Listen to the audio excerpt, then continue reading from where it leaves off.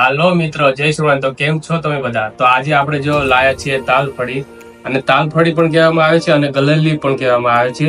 તમારા ગામમાં કે તમારા સિટીમાં આને શું કહેવામાં આવે છે તો કોમેન્ટમાં જરૂર જણાવજો। જો વનિતા અત્યારે એની છાલ ઉતારે છે।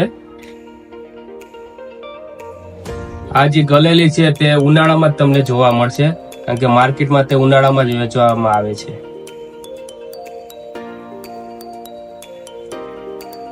120 ની ડર્જન આવે।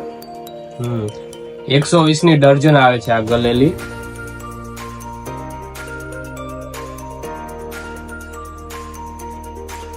તે જે ઓલું તાડનું ઝાડ આવે તેની ઉપર આ થાય છે।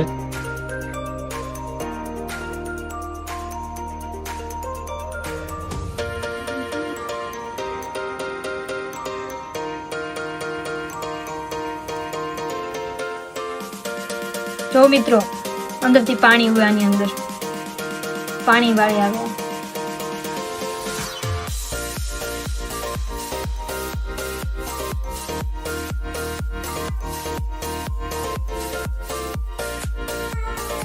વનિતાએ ટેસ્ટ કરી લીધો છે, હવે આપણે ટેસ્ટ કરશું।